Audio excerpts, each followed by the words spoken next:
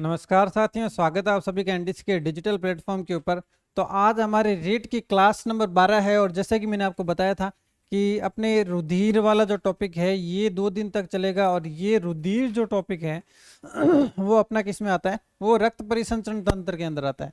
और रक्त परिसंचरण तंत्र जो है वो मानव शरीर के विभिन्न तंत्र के अंदर आता है। ठीक है, मानव शरीर के विभिन्न तंत्र के अंदर आता है। ठीक है, मानव शरीर के विभिन्न तंत्रों के अंदर आता है। तो आज जो है ये रुधिर टॉपिक अपना कंप्लीट हो जाएगा और इसके बाद में अपने को क्या करना है, इसके अंदर जो आएगा कौन सा रुधिर दाता है, कौन सा रुधिर ग्राही है। मतलब कि यूं समझ लो कि जो पिछली क्लास थी ना, ठीक है, पिछली जो क्लास थी वो तो क्लास थी एनसीईआरटी की, मतलब जो एनसीईआरटी के अंदर पार्ट दिया हुआ है। अब आज वाली जो क्लास है जो रुधिर से संबंधित पार्ट, जो अपनी आरबीएससी बुक के अंदर 2010-11 वाले टाइम की जो बुक थी, जहां से सिलेबस उठाया जाता है, मतलब कि उस बुक के अंदर जिस क्रम के अंदर सिलेबस दिया गया है, आरपीएससी जो सिलेबस जारी कर रही है या लगातार करती आ रही है, पेपर चाहे कोई भी हो, चाहे एलडीसी का हो, पटवारी का हो, या फिर अपने टीचिंग वाले हो, जिस क्रम में अपने सिलेबस में लिखा हुआ है उस बुक के अंदर भी उसी क्रम के अंदर, क्रम भी चेंज नहीं है, इसका मतलब समझ जाओ कि टॉपिक कहाँ से उठाए गए हैं, सिलेबस कहाँ से उठाया गया। तो ये आरबीएससी की जो किताब है उसके अंदर जो चीज़ें जो अपने रुधिर वर्ग के बारे में दी गई है वो सारी चीज़ें मैं अब यहाँ पर कवर करने वाला हूँ। ठीक है, अब देखो रुधिर वर्ग की खोज किसने की थी, कार्ल लैंडस्टीनर ने। ठीक है, अब देखो रुधिर वर्ग की खोज किसने की, कार्ल लैंडस्टीनर ने। और विलियम हार्वे, इसने क्या किया, परिसंचरण तंत्र की खोज की। ठीक है, क्या किया था इसने, रुधिर अपने परिसंचरण तंत्र की जो है वो खोज की थी। ठीक है, अब देखो देखो रुधिर वर्ग की सबसे पहले जब खोज की गई थी वो मकाका रीसस नामक एक बंदर है, उस बंदर के अंदर जो है वो रुधिर वर्ग की खोज की गई थी। सबसे पहले किसके अंदर जो प्रयोग किया गया था, तो वो किया गया था, वो मकाका रीसस नाम का एक बंदर था, उसके ऊपर जो है प्रयोग किया गया था। उसके आधार पर फिर सारे के सारे कंक्लूजन निकाले गए। भाई जैसे कोई भी प्रयोग होता है सबसे पहले जानवरों के ऊपर होता है, क्योंकि अगर कुछ जानवरों में कोई जैसे नुकसान होता है या फिर जानवर मर जाता है तो फिर उसके अंदर कुछ ज़्यादा नुकसान नहीं होता है। लेकिन इंसानों के ऊपर वो प्रयोग बाद में किए जाते हैं, पहले जानवर पर किए जाते हैं। जैसे स्पेस के अंदर एक लाइका नामक कुतिया को भेजा गया था सबसे पहले, फिर इंसानों को भेजा गया था। ठीक है, उसी तरीके से रुधिर वर्ग की खोज जो की थी वो लैंडस्टीनर ने की थी और पहले जानवरों के ऊपर प्रयोग किए गए थे। अब देखो सीधी सी चीज है, देखो रुधिर वर्ग 4 प्रकार के होते हैं। जैसे आपने देखा होगा ब्लड ग्रुप, आपने देखे होंगे, किसी का ब्लड ग्रुप ए है, किसी का बी है, किसी का ए बी है, और किसी का जो ओ ब्लड ग्रुप है। ठीक है, ब्लड ग्रुप क्या है, ओ है। अब इसके अंदर अपने को पेपर में एंटीजन और एंटीबॉडी पूछे जाते हैं। देखो जन का मतलब जन्म देने वाला, ठीक है, तो जन्म देने वाला जो पेरेंट्स की जैसे शक्ल होती है वैसे ही बच्चों की शक्ल होती है। तो ए वर्ग है तो जन्म देने वाला भी ए ही होगा, एंटीजन जन्म देने वाला सेम टू सेम होंगे, ए का ए होगा, बी का बी, ए बी का ए बी। और रुधिर वर्ग ओ जिसको अपने बोल रहे हैं, वास्तव में इसको कई लोग जीरो भी बोलते हैं, शून्य, रुधिर वर्ग शून्य। शून्य है इसका मतलब इसका कोई भी एंटीजन, इसको कोई भी जन्म नहीं दिया, इसको जन्म किसी ने भी नहीं दिया। ये तो पवन सुत हनुमान की तरह है। ठीक है, हनुमान जी का भी जन्म ऐसे माना जाता है, हवा के अंदर हुआ था। तो वैसे ही ओ का जो एंटीजन है, मतलब जन्म देने वाला कौन है, कोई भी इसको जन्म देने वाला नहीं है, तो कोई भी इसके अंदर एंटीजन नहीं है। अब एंटीबॉडीज कौन सी होगी, देखो एंटीबॉडीज, देखो बॉडीगार्ड कब रखते हैं, बॉडीगार्ड तब रखते हैं जब अपने को अपोजिट पार्टी से क्या करनी होती है, रक्षा करनी होती है। ठीक है, तो देखो एंटीबॉडी, ठीक है, एंटीबॉडी के अंदर देखो यहां पर क्या है, यहां पर है अपना एंटीजन। कौन सा एंटीजन ए है, तो बॉडी अपोजिट पार्टी से क्या करेगा, रक्षा करेगा। एंटीजन ए है तो एंटीबॉडी बी होगा, एंटीजन बी है तो एंटीबॉडी ए होगा। ठीक है, अब एंटीजन दोनों है तो रक्षा किसी से करने की जरूरत नहीं। भाई मेरी पार्टी कांग्रेस भी है, बीजेपी भी है, तो अभी किसी से रक्षा करने बॉडीगार्ड की जरूरत ही नहीं, इसलिए कोई बॉडीगार्ड नहीं, मतलब कोई भी एंटीबॉडी उसके अंदर नहीं होगी। अब मान लो मेरी पार्टी कोई भी नहीं है तो मेरे को किससे जरूरत पड़ेगी रक्षा की, मुझे कांग्रेस से भी पड़ेगी, बीजेपी से भी करनी पड़ेगी। तो एंटीबॉडी ए और बी दोनों। ठीक है, दोबारा देखो एक बार कॉन्सेप्ट इसका समझ लो कि इसके अंदर क्या है। देखो जो रुधिर वर्ग है ना, जो वर्ग है रुधिर एंटीजन भी वही होंगे। ठीक है। देखो अभी ऐसा लग रहा है कि इसके अंदर क्या भेद है, ए का ए होगा, बी का बी होगा, लेकिन जब पेपर में आता है तो अपने कंफ्यूज हो जाते हैं कि एंटीजन क्या था और एंटीबॉडी क्या था। एंटीजन जैसे जन जन्म देने वाला, तो जो रुधिर वर्ग है वही उसको जन्म देने वाला है। ए रुधिर वर्ग है, जन्म देने वाला भी ए है। बी रुधिर वर्ग है, जन्म देने वाला भी बी है। ए बी है तो जन्म देने वाला, मतलब कि एंटीजन क्या हो जाएगा उसके अंदर, ए बी दोनों हो जाएगा। और कोई भी जन्म देने वाला नहीं है, मतलब उसके अंदर कोई भी एंटीजन नहीं होगा। ठीक है। अब देखो बॉडीगार्ड की जरूरत कब पड़ती है अपने को, बॉडीगार्ड की जरूरत अपने को कब पड़ती है, जब दूसरी पार्टी से अपने को मदद चाहिए होती है। अब जैसे मान लो यहां पर मैं ए पार्टी का हूं तो एंटीबॉडी बी पार्टी से रक्षा करेगी, बी पार्टी का हूं तो ए पार्टी मेरी रक्षा करेगी, मतलब ए पार्टी से रक्षा की जरूरत पड़ेगी। अब यूं समझ लो कि मेरी पार्टी ए भी है और बी भी है, तो अब रक्षा की जरूरत ही नहीं है, तो इसके अंदर कोई एंटीबॉडी नहीं है। अब देखो एंटीजन, जब कोई पार्टी है ही नहीं, कोई नहीं, ठीक है, कोई भी पार्टी है ही नहीं। अब जब कोई पार्टी नहीं है तो रक्षा किससे, ए और बी दोनों से, तो एंटीबॉडी ए और बी दोनों प्रकार की, मतलब ए बी प्रकार की है। ये ए और बी नहीं है, ठीक है, ये है ए बी, ए बी दोनों साथ में, ठीक है, ए बी रुधिर वर्ग है ये।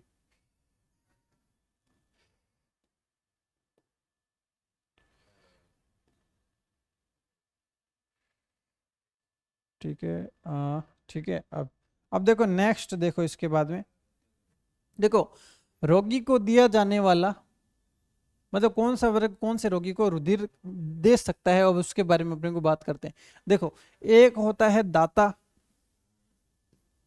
एक होता है ग्राही। ठीक है। अब देखो एक तो ए बी है, एक का उत्तर ओ है, लेकिन मैं भूल जाता था हमेशा, जब मैं छोटा था तो मैं हमेशा भूल जाता था कि दाता कौन सा है, ग्राही कौन सा है। तो जब भगवान से मांगते हैं तो कैसे कहते हैं, ओ दाता बोलते हैं, तो मतलब ओ दाता है। दाता कौन है, ओ दाता। ओ रुधिर वर्ग दाता है। ग्राही क्या है, ए बी जो है ग्राही है, मतलब ए बी सभी से रुधिर ले सकता है। इस क्योंकि इसके पास में ए बी है, बी बी है, ए बी भी है, तो ये सभी से रुधिर ले सकता है। ए बी है, ओ दाता है, मतलब वो सभी को दे सकता है, वो सभी वर्गों को रुधिर दे सकता है। ए बी ग्राही है, ए बी सभी से ग्रहण कर सकता है, ए रुधिर वर्ग भी ले सकता है, बी रुधिर वर्ग भी ले सकता है, ए बी भी ले सकता है, और ओ वो तो कुछ भी नहीं तो वो भी ले सकता है। अब देखो इसके अंदर याद रखना है कि ये ओ जो है ये है दाता, ए बी होता है अपना ग्राही। ठीक है। अब देखो रोगी को दिया जाने वाला, अब जैसे वर्ग ए है, वर्ग ए कौन सा दे पाएगा भाई, सेम ए वर्ग वाला ए वर्ग वाले को ही दे सकेगा। जैसे शादी होती है तो शादी कौन सी होती है, लगभग केस के अंदर सेम कास्ट के अंदर होती है, तो ये ए कास्ट है, ए कास्ट की शादी ए कास्ट के अंदर होगी। ठीक है। बी कास्ट की शादी बी कास्ट के अंदर होगी। ठीक है। अब ए बी है, मतलब इसकी कास्ट ए बी है, बी बी है, तो ये ए से भी कर सकता है, बी से भी कर सकता है, ए बी मतलब दोनों से भी कर सकता है। ये देखो ए से भी कर सकता है, बी से भी कर सकता है, ए बी दोनों से कर सकता है। अब इसकी कोई कास्ट ही नहीं है, और वैसे भी मैंने तुम्हें बता दिया ओ दाता है, मतलब ग्राही नहीं है, ये किसी का भी रुधिर वर्ग नहीं ले सकता, ये किसी और का रुधिर वर्ग ले ही नहीं सकता, ये केवल रोगी को, केवल ओ रोगी को दे सकता है, मतलब ओ दाता है ही नहीं। ओ जो है दाता है, देखो ओ इसको दे सकता है, ओ इसको भी दे सकता है, ओ इसको भी दे सकता है, और ओ भाई ओ दाता है, मतलब ओ सभी को दे देगा। ओ जो है ए को दे देगा, ए ओ जो है बी को दे देगा, ओ ए बी को भी दे सकता है, और ओ को भी दे सकता है। तो इसीलिए आपको ओ तो चारों में देखने को मिले। अब ए जाती है तो ए यहां पर आएगी, बी जाती है तो बी जाति से शादी होगी, ए बी जाती है तो ए से भी हो जाएगी, बी से भी हो जाएगी, ए बी से भी हो जाएगी। ठीक है, ये तीनों। अब ये ओ सब जगह क्यों है, क्योंकि ओ दाता है, ओ सभी को दे सकता है, ओ यहां पर भी, यहां पर भी, यहां पर भी, और यहां पर भी। अब देखो ग्राही, ग्रहण करने वाला। ठीक है। देखो ए बी ग्राही है, ए बी सभी से खून ले सकता है, इसीलिए आपको ए बी सभी जगह देखने को मिलेगा, ए बी सभी जगह को। अब किसको दे सकते हैं, ठीक है, देखो ए वाला ए को देगा, बी वाला बी को, मतलब सेम वर्ग वाले से ले भी सकते हैं, सेम वर्ग वाले सेम वर्ग को दे भी सकते हैं। ठीक है।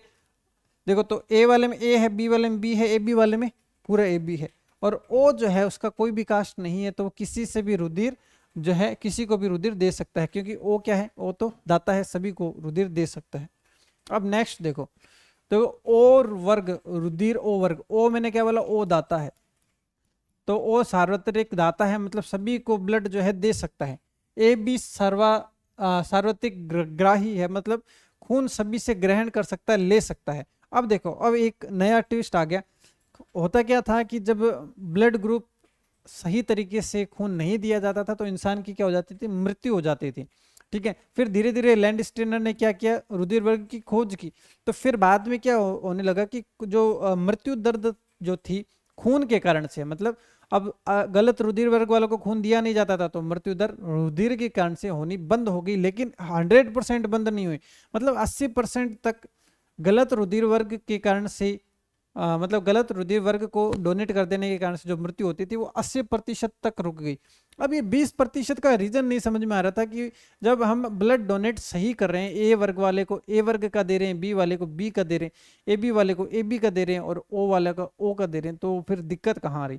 फिर एक चीज की खोज हुई कि जो ब्लड जो देते हैं ना,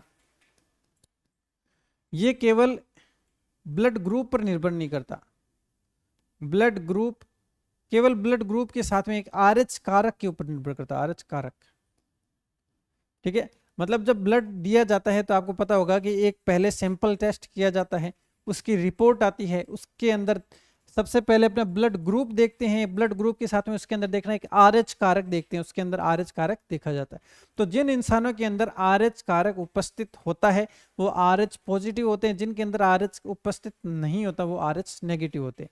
तो आरएच पॉजिटिव जो होते हैं उनका खून आरएच पॉजिटिव को ही दिया जा सकता है। लेट सपोज जिसके पास में आरएच कारक पॉजिटिव नहीं है, अगर उनको खून दे दिया जाएगा तो उसके अंदर क्या होती है, जो रुधिर लयनता हो जाती है, जिसके कारण से इरिथ्रोब्लास्टोसिस हो जाता है, मतलब कि रुधिर में लयनता हो जाती है, जो रक्त कणिकाएं होती है वो आपस में चिपक जाती है, जिसके कारण से क्या होता है कि खून की पूरी पूरी आपूर्ति नहीं होती। पूरी पूरी स्टोरी इसके अंदर लिखी हुई है, अपने पढ़ेंगे।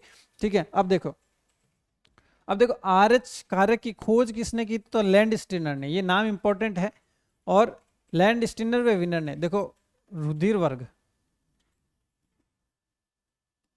वर्ग की खोज किसने की, लैंडस्टीनर ने। ठीक है, आरएच कारक की खोज देखो लैंडस्टीनर प्लस विनर दोनों ने की थी। ठीक है, दोनों ने किस पे की थी, तो मकाका रीसस नामक एक बंदर के ऊपर इन्होंने खोज की थी। जिन व्यक्तियों में आरएच प्लस कारक पाया जाता है उनमें आरएच कारक उपस्थित होते हैं, व जिनमें आरएच कारक उपस्थित नहीं होते उनको क्या कहते हैं, आरएच माइनस कहलाते हैं। ठीक है, अब देखो इसके बाद में आरएच एंटीजन के विरुद्ध आरएच प्लाज्मा में कोई एंटीबॉडी नहीं पाई। भाई जब आरएच पॉजिटिव का मतलब ये है कि आरएच कारक उसमें उपस्थित होना चाहिए। ठीक है, अब आरएच एंटीबॉडी के अंदर आरएच नेगेटिव है मान लो, तो उसके अंदर तो कोई एंटीबॉडी है ही नहीं। ठीक है, तो आरएच एंटीबॉडी के विरुद्ध आरएच प्लाज्मा में कोई एंटीबॉडी नहीं होती। ठीक है, तो इसके अंदर माइनस है। ठीक है, तो आरएच माइनस एंटीबॉडी में आरएच प्लाज्मा में कोई भी एंटीबॉडी नहीं होती। परंतु यदि आरएच माइनस व्यक्ति को आरएच प्लस व्यक्ति का रुधिर दे दिया जाता है तो आरएच माइनस व्यक्ति में आरएच एंटीबॉडी उत्पन्न हो जाती है, और उत्पन्न हो जाती है तो वो उसको खत्म करना स्टार्ट कर देती है। खत्म करना स्टार्ट करने के फलस्वरूप रुधिर लयनता हो जाती है, जिसके फलस्वरूप इरिथ्रोब्लास्टोसिस हो जाता है और व्यक्ति की मृत्यु हो जाती है।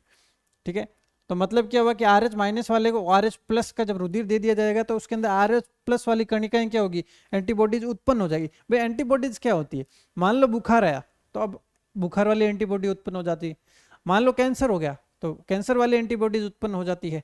अब एंटीबॉडीज उत्पन्न जब हो जाती है तो वो क्या करती है, वो मारने का काम करती है हमेशा ही। बुखार के जब जीवाणु अंदर एंटर होते हैं तो वो उनको मारने का कार्य करती है। एंटीबॉडीज बॉडीगार्ड है, वो मारने का ही काम करेंगे। अब आरएच माइनस था व्यक्ति, मतलब उसमें आरएच उपस्थित नहीं था। अब शरीर के अंदर आरएच प्लस जब आएगा ना तो एंटीबॉडीज उत्पन्न हो जाएगी, उनको लगेगा कि ये तो दुश्मन है, ये दुश्मन है, इसको खत्म करो। तो ये दोनों एक दूसरे को खत्म करने का काम करते हैं। और क्या होता है कि आरएच कारक जो होते हैं वो अपनी एंटीबॉडीज जो होते हैं उनको खत्म कर देते हैं, फलस्वरूप व्यक्ति की मृत्यु हो जाती है। मतलब समझ रहे हो यहाँ पे, भाई एंटीबॉडी का मतलब ये है कि बाहर से आने वाली, मतलब शरीर के अंदर जैसे पानी की तरह है, बिल्कुल पानी एकदम शांत है वैसे शांत रहते हैं। जैसे ही कोई अशुद्धि आती है बाहर से तो अपने शरीर में एंटीबॉडीज एक्टिव हो जाती है कि अब काम पे लग जाओ। ठीक है, और वो काम पर लग जाती है। अब आरएच माइनस का व्यक्ति है, अब उसके अंदर आरएच प्लस का व्यक्ति आएगा तो उसको तो ऐसे लगेगा कि दुश्मन आ गया, तो वो क्या करते हैं, आरएच के विरुद्ध एक एंटीबॉडीज उत्पन्न हो जाती है। वो एंटीबॉडी इन RH कारकों को मारने का काम स्टार्ट कर देती है। ठीक है, तो घर के आदमी, मान लो देश की एक एयरफोर्स है, उधर जल सेना आपस में एक दूसरे को मारना स्टार्ट कर देते, तो वो वाली बात है यहाँ पर। ठीक है, तो क्या होती है कि RH एंटीबॉडी उत्पन्न हो जाती है, वो एक दूसरे को क्या कर देते हैं, खत्म कर देते हैं। ये देखो आगे की कहानी आ गई। यदि RH- वाली महिला RH+ वाले शिशु को जन्म देती है, मतलब यूं समझ लो, लेट अस सपोज कि RH- वाली महिला है, ठीक है, उसकी शादी हो जाती है RH+ वाले पुरुष के साथ में। अब देखो शिशु जो होगा ना, शिशु जो होगा, अगर लेट अस सपोज उसके अंदर RH+ वाला शिशु उसके अंदर उत्पन्न होता है, ठीक है, वो शिशु उसके अंदर जब उत्पन्न होगा तो क्या होगा कि जब बच्चा पेट में होगा तो क्या होगा कि माता के साथ में थोड़ा बहुत रुधिर शिशु का मिल जाएगा और उसके अंदर RH+ की जो एंटीबॉडी, RH+ जो होगा वो उसके अंदर खून के अंदर मिलना स्टार्ट हो जाएगा। उस टाइम एंटीबॉडीज आगे आ जाएगी, अपने शरीर की एंटीबॉडीज की, दुश्मन आ गया, मारो मारो मारो। लेकिन क्या होता है कि उस टाइम बहुत कम ब्लड ऐसा होता है जो माता के साथ में मिलता है, तो बहुत कम होने के कारण से RH+ वाली एंटीबॉडीज को वो क्या कर देते हैं, अपने शरीर की एंटीबॉडीज खत्म कर देती है। तो पहला शिशु तो बच जाता है, लेकिन जब अगला शिशु होता है तो वो भी मान लो RH+ का अगर पैदा होता है तो उसके अंदर क्या होगा, अब उसका खून भी उसके साथ में मिल जाएगा, लेकिन इस बार RH+ वाली बहुत सारी एंटीबॉडीज होगी शरीर के अंदर, जिसके कारण से क्या होगा, रुधिर जो है वो आपस में, मतलब कि अपने शरीर की एंटीबॉडी और RH, ठीक है, ये आपस में क्या करेंगे, आपस में झगड़ा करेंगे, मतलब एक दूसरे को मारने का ट्राई करेंगे। तो उस व्यक्ति में क्या हो जाता है, इरिथ्रोब्लास्टोसिस हो जाता है, मतलब द्वितीय शिशु रुधिर लयनता का शिकार हो जाता है। अब देखो, यदि RH- महिला RH+ वाले शिशु को जन्म देती है तो बहुत कम मात्रा में माता में RH+ एंटीजन प्रवेश कर जाता है। लेकिन करता क्या है, कम मात्रा में RH+ एंटीजन प्रवेश करता है, लेकिन प्रथम शिशु को यह नुकसान नहीं पहुंचाता, लेकिन द्वितीय शिशु में माता के रुधिर में शिशु के रक्ताणु की लयनता कर देता है। ठीक है, मतलब क्या हुआ कि वो एंटीबॉडी उसको खत्म करने का काम कर देते हैं। बस इसी को क्या कहते हैं, इसी को इरिथ्रोब्लास्टोसिस कहते हैं। ठीक है, तो इससे बच्चे कैसे, इसमें शिशु की मृत्यु हो जाती है। अब देखो इसमें बचते कैसे हैं, इसके अंदर या तो 72 घंटे पहले एक इंजेक्शन लगता है, मतलब बच्चा होने से 72 घंटे पहले एक इंजेक्शन लगता है, या फिर अगर बाद में पता चलता है कि ऐसी बीमारी है तो बच्चे का रुधिर जो है वो चेंज करना पड़ता है, पूरा का पूरा जो खून है वो चेंज करना पड़ता है। अब देखो, अब ये लगभग आगे वाली चीजें आपको आती है, क्योंकि मैं पहले ही इसके बारे में आपको पूरी सारणी बता चुका हूं। देखो रुधिर आधान, आधान का मतलब क्या होता है, ब्लड डोनेट, ब्लड डोनेट, कौन किसको ब्लड डोनेट कर सकता है, क्या तरीका है, ठीक है, उसके बारे में। एक व्यक्ति दूसरे व्यक्ति को रुधिर देना क्या कहलाता है, रुधिर आधान कहलाता है। रुधिर देने वाला व्यक्ति दाता व ग्रहण करने वाला ग्राही कहलाता है। ठीक है, अब देखो कौन किसको दे सकता है, ये आप अपने पढ़ चुके हैं। देखो ए है, ए जो है किससे शादी कर सकता है, ए से तो कर ही सकता है। बी किससे कर सकता है, बी से कर सकता है। ए बी से, अब इसकी कोई कास्ट ही नहीं है, कोई जाति नहीं है, तो ये देखो ए से भी कर सकता है, बी से भी कर सकता है, ए बी से भी कर सकता है, और सेम कास्ट ओ से तो कर ही सकता है। अब देखो ओ तो है दाता, ठीक है, और ए बी है ग्राही, ठीक है, ए बी है ग्राही, ठीक है। तो अब देखो यहां पर भी ए बी है, यहां पर भी ए बी है, यहां पर भी ए बी है। अब देखो ये रुधिर ले किससे सकते हैं, देखो सेम वर्ग को दे सकते हैं, सेम वर्ग से ले सकते हैं, तो सेम वर्ग को दे सकते हैं, सेम वर्ग से ले सकते हैं। अब देखो ओ दाता है, ओ सभी को दे सकता है, तो ये ओ ने इसको भी दे दिया, ओ ने इसको भी दे दिया, ओ ने इसको भी दे दिया, ओ ने इसको भी दे दिया। अब जैसे ए बी था, ठीक है, ए बी ग्रहण कर सकता था, तो ये ए से भी ग्रहण कर सकता है, ए बी जो है, ए बी जो है बी से भी ग्रहण कर सकता है, ए बी से भी ग्रहण कर सकता है, ए बी जो है ओ से भी ग्रहण कर सकता है, लेकिन ओ दे सकता है सभी को, तो इसको भी दे दिया, इसको भी दे दिया, इसको भी दे दिया, और इसको भी ग्रहण किया जा सकता है। ठीक है, ठीक है, ये यहां पर क्या ग्रहण किया जा सकता है। ठीक है, अब देखो ए वाला ए से ले सकता है, बी वाला बी से ले और दे सकता है, ए बी वाला ए बी से ले, मतलब ए बी तीनों से ले और दे सकता है। अब देखो ओ है दाता, तो ओ जो है ए को भी दे सकता है, बी को भी, इसको भी और इसको भी दे सकता है, ठीक है।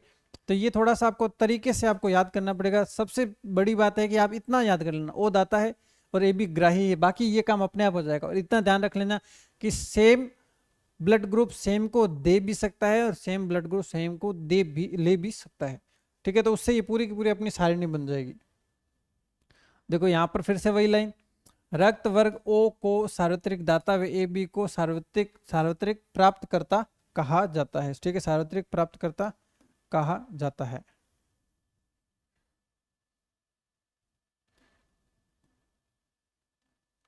उसके बाद में देखो रुधिर और रुधिर परिसंचरण तंत्र संबंधी रोग। अब इसमें कौन कौन से रोग होते हैं, बीमारियों की बात की जा रही है। अब देखो बीमारी कौन कौन सी होती है। अब देखो रक्ताल्पता, इसके अंदर देखो क्या होता है, हीमोग्लोबिन की कमी, मतलब ब्लड की कमी, मतलब हीमोग्लोबिन की कमी से क्या होता है, रक्ताल्पता मतलब रक्त की कमी हो जाती है। मतलब इसको क्या कहते हैं, एनीमिया रोग कहते हैं।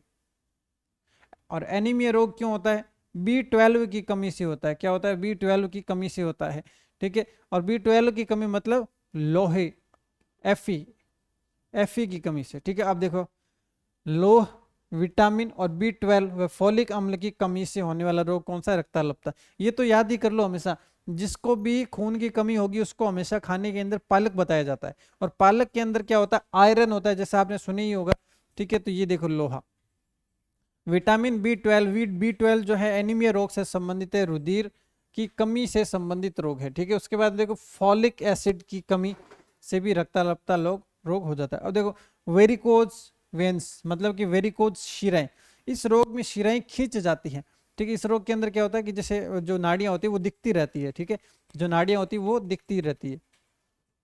ये वाला बस याद कर लेना, रक्ताल्पता वाला। उसके बाद में देखो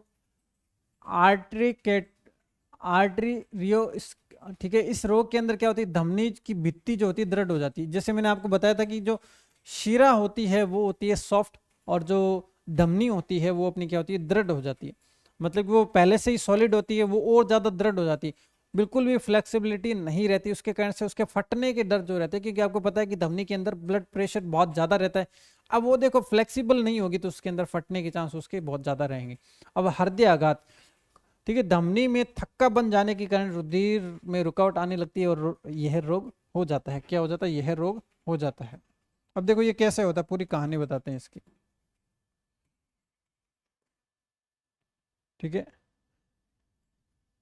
अब देखो इसके अंदर क्या है कि मैंने आपको पिछले वीडियो में बताया था कि शरीर के बाहर अगर ब्लड क्लॉट होता है तो सही माना जाता है, लेकिन अंदर हो जाता है तो वो गलत माना जाता है। और उसके लिए उसके अंदर हिपेरिन के इंजेक्शन लगते हैं, ठीक है, हिस्टामिन के इंजेक्शन लगते हैं, ठीक है। अब देखो रुधिर जब बहता है अंदर ब्लड क्लॉट हो जाता है, लेटर सपोज यूं समझ लो कि मेरा ये हाथ है, ठीक है।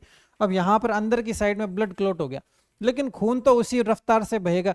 अब अंदर ब्लड क्लॉट हो गया तो खून बहने के लिए जगह हो गई कम, तो पीछे से तो प्रेशर मारेगा, प्रेशर मारेगा, प्रेशर मारेगा, फलस्वरूप क्या होगा, नाड़ फट जाएगी और व्यक्ति की मृत्यु हो जाएगी। इसी को क्या कहते हैं। अब हृदय आघात क्या होता है, इसके अंदर क्या होती है, ब्लड की आपूर्ति पूरी पूरी नहीं होती। जैसे कहते हैं ना सिर की नाड़ फट गई, जैसे मान लो कोई शराब वगैरह पीने के कारण से क्या होता है उनके अंदर, उनके जो इंस्ट्रूमेंट के अंदर प्रॉब्लम हो जाती है, मतलब शरीर में। जिससे क्या होता है, जब शरीर के अंदर ब्लड जहां पर बहता है वहां पर एक ब्लड क्लॉटिंग हो जाती है, जिसके कारण से रुधिर पूरी मात्रा में पहुंच नहीं पाता है। अब देखो जैसे रुधिर के साथ में ऑक्सीजन की मात्रा भी जाती है, तो जहां पर जितना रुधिर जाएगा ऑक्सीजन का प्रवाह उतना अच्छा होगा। लेट अस सपोज अगर रुधिर का प्रवाह अच्छा नहीं है तो ऑक्सीजन प्रवाह अच्छा नहीं होगा, फलस्वरूप जहां पर ऑक्सीजन नहीं पहुंचती है वहां पर लैक्टिक एसिड बनना स्टार्ट हो जाता है, मतलब दर्द होना स्टार्ट हो जाता है। इसीलिए आपने देखा होगा कि हार्ट के अंदर जो हार्ट अटैक आता है उससे पहले दर्द होता है, क्योंकि वहां पर ऑक्सीजन की आपूर्ति तो होना ही बंद हो जाती है। जब ऑक्सीजन की आपूर्ति नहीं होगी वहां पर खून भी नहीं पहुंचेगा, खून नहीं पहुंचेगा तो सांस रुकने से फलस्वरूप मृत्यु हो जाती है। देखो कोरोनरी धमनी में रक्त का थक्का बन जाने के कारण रुधिर में क्या हो जाती है, रुकावट आने लगती है। रुधिर के बहने में क्या होती है, रुकावट आना स्टार्ट हो जाती है। अब देखो अब एक लास्ट टॉपिक बचा है, ठीक है, ब्लड क्लॉटिंग। थोड़ा सा इसके अंदर जो है अलग अलग प्रोटीन के नाम आएंगे, ठीक है, तो थोड़ा सा याद करना अपने। रुधिर इसके अंदर मतलब ब्लड क्लॉटिंग, मतलब ब्लड का बनना जो है ये अपना बताया गया है। देखो रुधिर वाहिकाओं में क्षतिग्रस्त होने पर कटे हुए स्थान पर रुधिर निकलना स्टार्ट हो जाता है, वह एक जेली जैसी, ठीक है, ठीक है, कैसी, जेली जैसी, ये कैसी है, जेली जैसी, जेली के समान, जेली की समान संरचना में परिवर्तित हो जाती है। इस प्रक्रिया को क्या कहते हैं, ब्लड क्लॉटिंग कहते हैं। ये तो था एकदम घरेलू भाषा, एकदम पेपर में न आने वाली भाषा, इसमें से कुछ नहीं आएगा पर्सन, क्वेश्चन आएगा आगे से। अब देखो, रुधिर जब हवा के संपर्क में आता है तो थ्रोम्बोसाइट्स प्रोथ्रोम्बिन प्लास्टिन में बदल जाते हैं। मैंने क्या बोला कि जो ब्लड क्लॉटिंग को थ्रोम्बस बोला जाता है। थ्रोम्बस जब हवा के संपर्क में आता है, मतलब थ्रोम्बोसाइट्स जब हवा के संपर्क में आता है तो वो प्रोथ्रोम्बिन प्लास्टिन में बदल जाता है। देखो ये क्या होता है, प्रोथ्रोम्बिन मतलब थ्रोम्बस तो रहेगा, प्लास्टिन मतलब प्लास्टिक जैसी संरचना बनना स्टार्ट हो जाएगी, मतलब थ्रोम्बस जो होगा वो प्रोथ्रोम्बिन प्लास्टिन में बदल जाएगा, मतलब प्लास्टिक जैसी संरचना में बदल जाएगा। अब ये प्रोथ्रोम्बिन क्या करता है, थ्रोम्बोप्लास्टोसिस Ca+ की उपस्थिति में थ्रोम्बोप्लास्टिन में बदल जाता है। ठीक है, ये प्रोथ्रोम्बोप्लास्टिन में क्या हो जाता है, बदल जाता है। इतना याद करना है कि पहले थ्रोम्बोसाइट होता है, ठीक है, हवा के संपर्क में आने से क्या होता है, ये प्रोथ्रोम्बिन प्लास्टिन में बदल जाता है।